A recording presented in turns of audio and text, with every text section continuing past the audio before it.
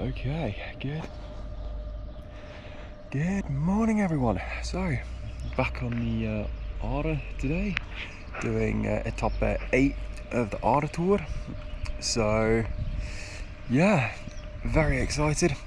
Only doing one Etappe today, and that's because I'm doing the Limat tour at some point in the near future. So yeah, I'm gonna be doing that, and yeah, that's why I'm only doing one today, because the Aare links up with the Lima in Brugge, and I want to paddle the last section after having done that river. So yeah, that's the plan. Stage 7, 19 kilometers. Let's go do this. So that is the boat rigged and ready for launch.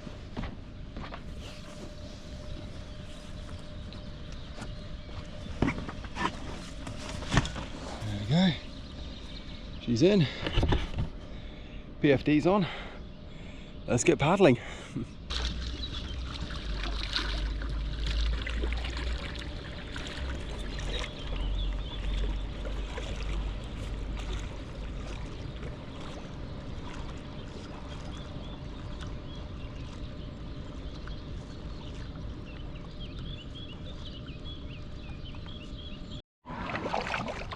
Well, not even one click in to the tour, only the first sort of 600 meters, and I'm already coming up to the portage, first portage of Etappe 7.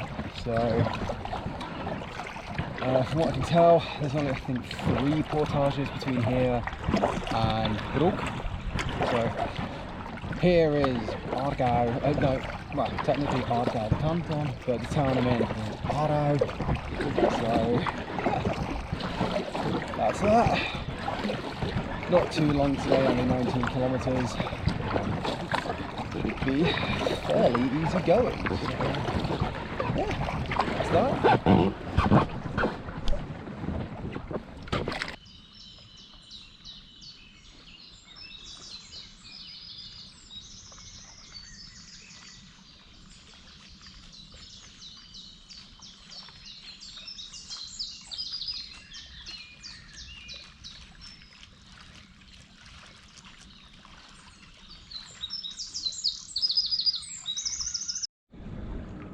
Well, that portage was navigated very, very easily.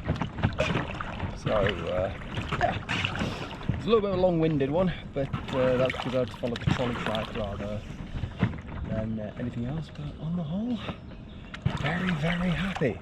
So behind me there, I've got another river joining the Aare. Not too sure which one that is.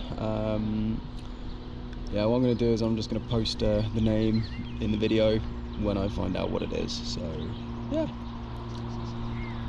we're definitely on a lower river now, as we've got a few more larger tributaries joining, and then Brugge is where the Rus and the Limat join the Aare. So yeah,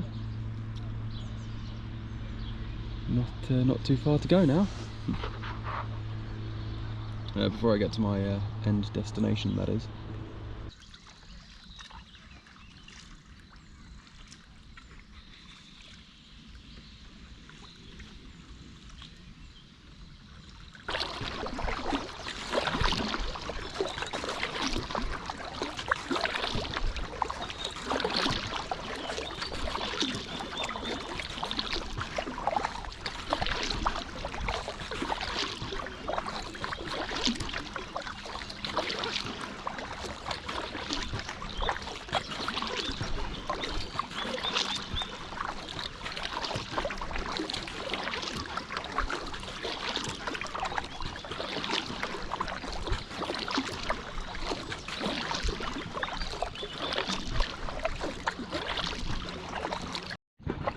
Okay, so just slowly making my way to the second portage of the trip at over a third of the way in, so 6 kilometers in an hour and a quarter.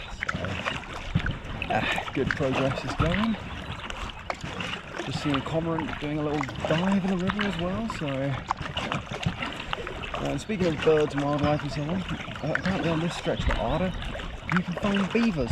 So, yeah, pretty cool. I haven't spotted anything yet. I think I heard one. But, yeah, I think if you want to really catch beaver, you have to be out at like 4 to 5 in the morning at sort of daybreak. But, yeah, going is good and progress is progressing.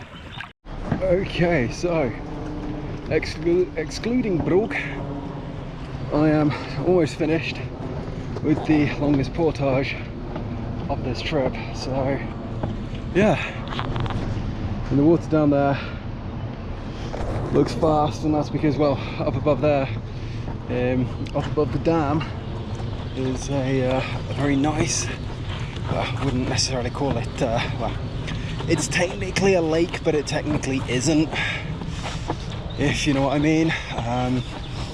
It's like a lake, but there's still quite a bit of current in it, so it's very much like a river in that regard. Plus it's not, I don't think it's labelled on the map as an actual reservoir. So yeah, just trying to find the set-in point here, and then I shall continue on my merry way. That is the third portage, well, the second portage of the day done. So yeah, very, very happy, very happy.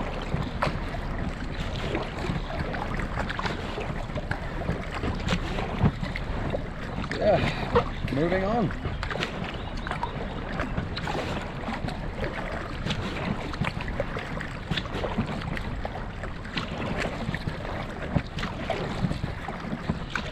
Now, one thing I will mention is that the headwind that I had the last time I was doing this hasn't really made too much of an appearance, so for that I'm quite grateful. It picked up a little bit, but it's nowhere near as bad as it was. Plus, I'm already more than a third of the way through this trip, so actually not even a third. Oh my days, I'm almost halfway in 2 hours. Wow, that's quite good going, I guess.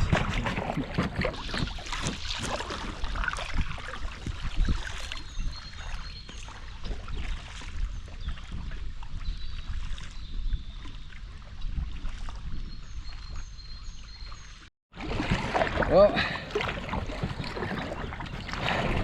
you can definitely guess who's made their unwelcome appearance again, and that is the headwind. But in other news, I have found some very swift moving water, so yeah, we're practically whizzing along at quite a good speed. I'm not too sure how fast I'm going at the minute. Let's see. Oh. Great, that little, oh, never mind, yeah, it's still there, it's still there. Kangaroo, see. No, it's not saying how far I've gone, but yeah, almost 10 kilometres in, 2.5 hours, so yeah, going's good. Only other 9 or so to go, and then I'm going to be finished for the day. Current time is 11:45, so I reckon I'll be finished at around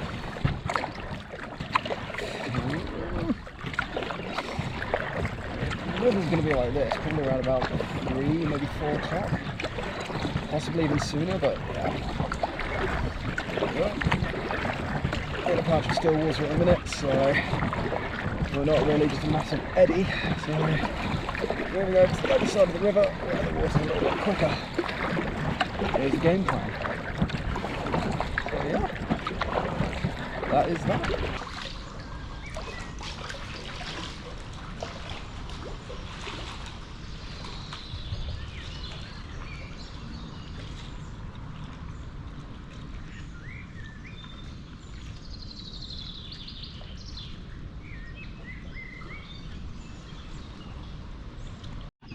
Well, just thought I'd show you what it is that I'm dealing with when I've got the headwind. A massive, wide expanse of water, and that headwind is coming straight for me. So yeah. Off in the distance there is a, I don't think my GoPro will pick it up, but I've got a grebe over there in the distance. I've been watching him duck and dive for a bit. And, yeah. Haven't seen any beavers or anything, but my guess is that could be a beaver nest actually. very well be a beaver nest, but I'm going to keep my distance.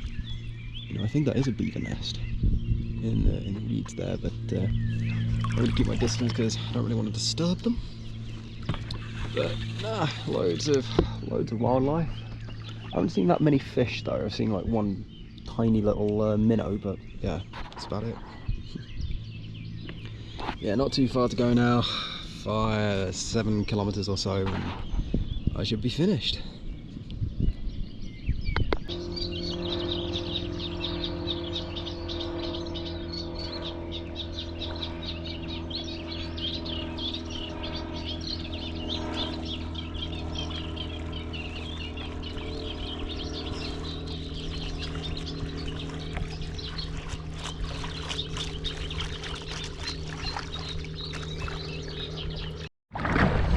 Okay, I've just seen my first boat of the day, and well, you know what that means, right?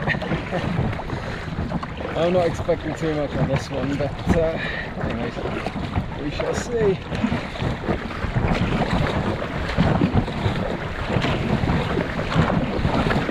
Way! Hey! There we go. Wasn't much, but still a little bit excitement. Mind you, I've been caught some pretty big weights, so that's still fun. Okay, so now that I am no longer on a canal, oh well, I'm still on a canal, but not on a major piece. Well, I'm gonna restart. Alright, now that the river has split in two again, I'm no longer on a long extended lake. I'm once again on a canal. There's a little bit of current on this one, not too much, but enough to make a bit of a difference. The headwind has thankfully died down, and I'm guessing it's because of all of that tree cover there. Now, here's something really cool. Probably remember me doing this back in, I think it was January, February or March earlier this year, that I did the Euro Crest Trail Headwind. But over there on that ridge, just above there, sort of where my digit just was, one second, let me ride the boat, yeah, just along that ridge line, along there, is the Euro Crest Trail. So once again, it was pretty cool to see sort of where I've been hiking, and yeah, just sort of seeing everything from a different perspective. So yeah, because you know, you see it a lot differently from above and below. So I know that sort of makes sense, but when you actually see it, it's pretty cool. So yeah, let's see, I'm at 15k, 3.5 hours. Not too bad, not too bad. I reckon I'll probably be done in the next hour and a bit, give or take. And yeah, what's really cool as well is I have seen what I'm guessing is a sort of was a beaver habitat, or like a beaver home, whatever it is, a beaver den, that's it. I think I saw a beaver den on the riverbank, which was pretty cool to see.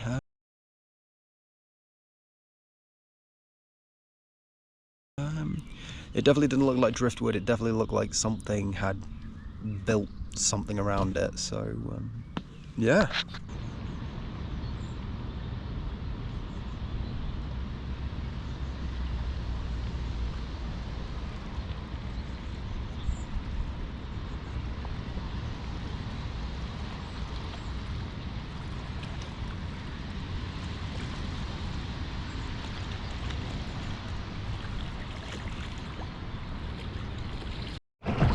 So, at this minute, underneath a major motorway.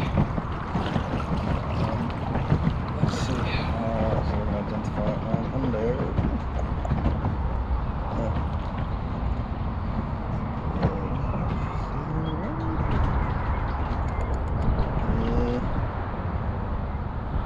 Oh, the A3. So yeah, I'm underneath the. I did not mean to push that.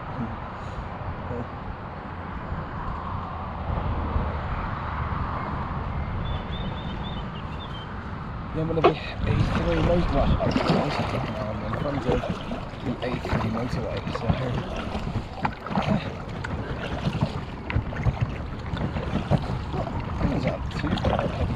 today, so yeah.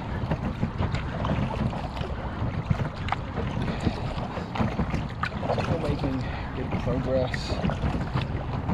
Finish line is in sight, so not too long to go now.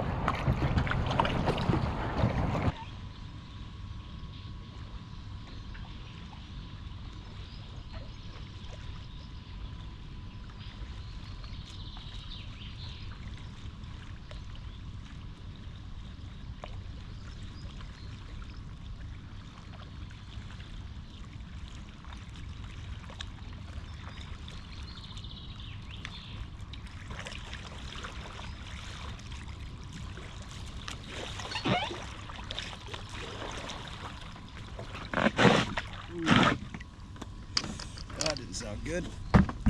Well, there we go, ready for the portage. Final one of the day, and not too long, and then I'm finished.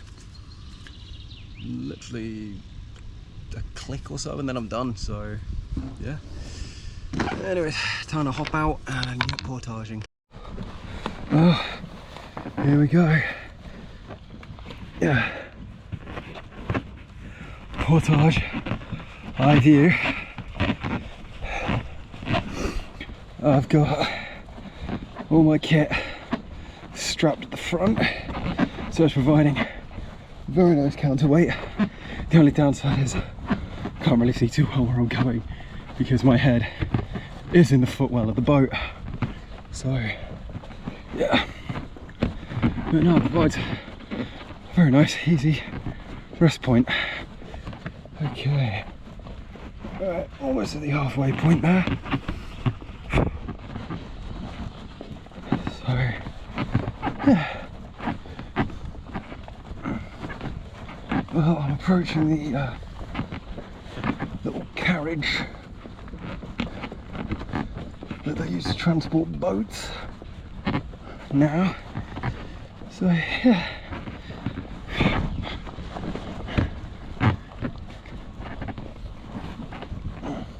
So that's really this portage, then I'm finished. I'm only going to be in the river until I link up with the oh, hang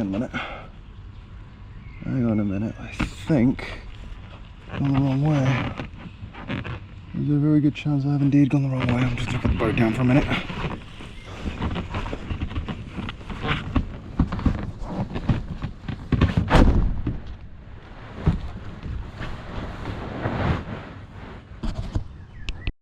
Okay, so portage, take two.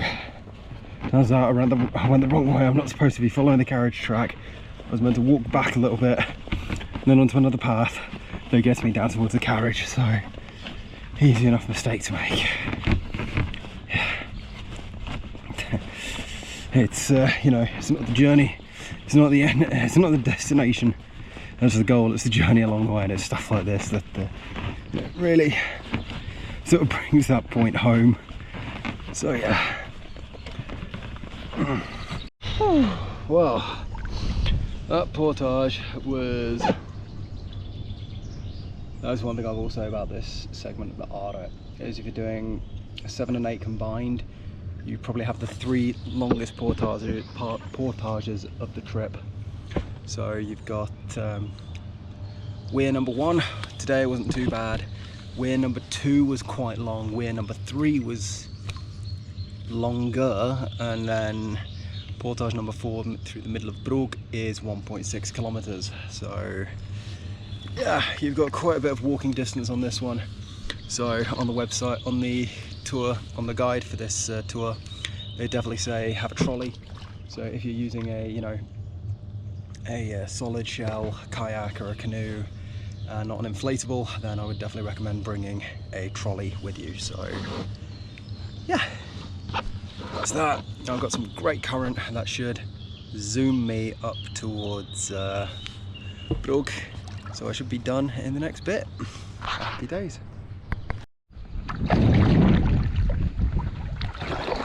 Okay, so almost the conclusion of the journey.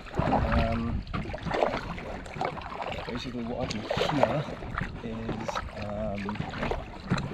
I can definitely hear the rapids, and I can definitely hear that the water level, or the water speed is picking up a little bit. So, and that's further on in Brook itself. Because I can definitely see that the river is narrowing. This bridge I'm about to pass under is it's the sort of marker that you need to know that you have to start turning towards River Right.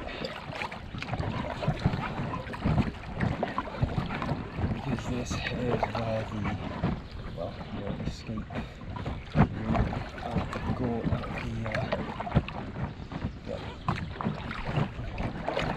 out the river is. So yeah, that's that.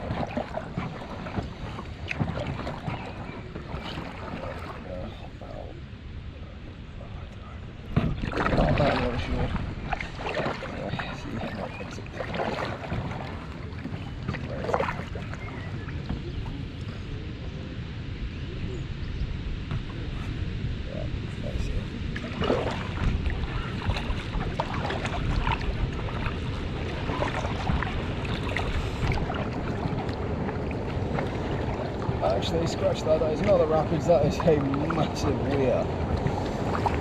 Right. I'm just going to paddle to the other side of the river here. Dig deep, dig deep, dig deep. Watch out the sandbank. Probably just space. Dig deep.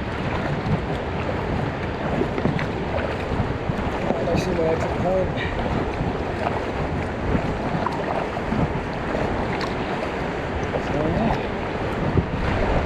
Sandbank coming up, and then shallower. I've probably got 50 centimetres of water underneath me, so I'm not too sure. I'm about a metre and a half, which is not too bad, which is pretty cool. Can't see any fish though.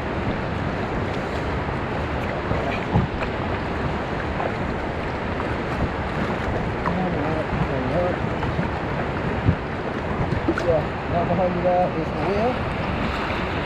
This here is my egress point for today. Right.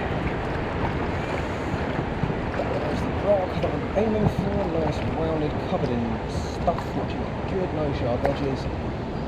Brilliant. Nice little reverse. Perfect. And that is that. And that is today. Over and done with. Before I officially say over and done with, I'm just going to double check the map just to see if here is actually the right area where I need to be, or if I can exit a little bit further downstream.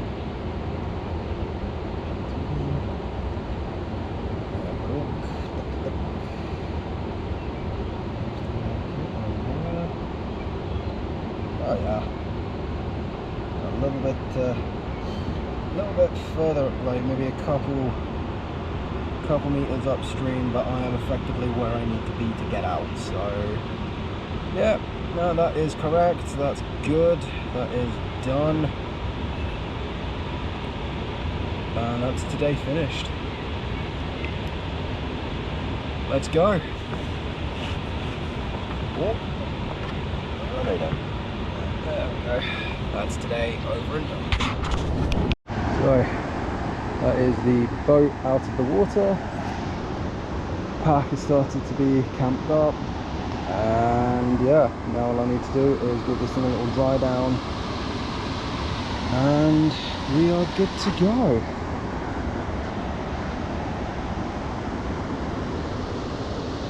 Even though it's only been 4 hours and 50 minutes, still 20 kilometers, I am very, very, very happy with that. I'm very happy. So that is the area where I decamped. As you can see, the rule of leave no trace has been followed.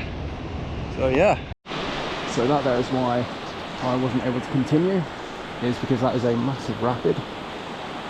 You also have very shallow water here, and also that is an underwater gorge, which means that the river is deeper than it is wide. Also, the rock over there is limestone. Now limestone is known for its caves and so on from channels like this. Now what makes the Aare, this area, very dangerous is that you do have underwater caverns. So I didn't want to risk me falling in the drink and getting pulled under. Granted, I do have a PFD, but yeah. So that's why over there in the distance you can see some massive whitewater rafts better suited for this kind of environment. Whereas if I was in my pack raft, I would get swamped and it wouldn't be very fun. So yeah, that's the reason why I'm continuing this section on foot and then avoiding this gorge area later on. So yeah, that be that.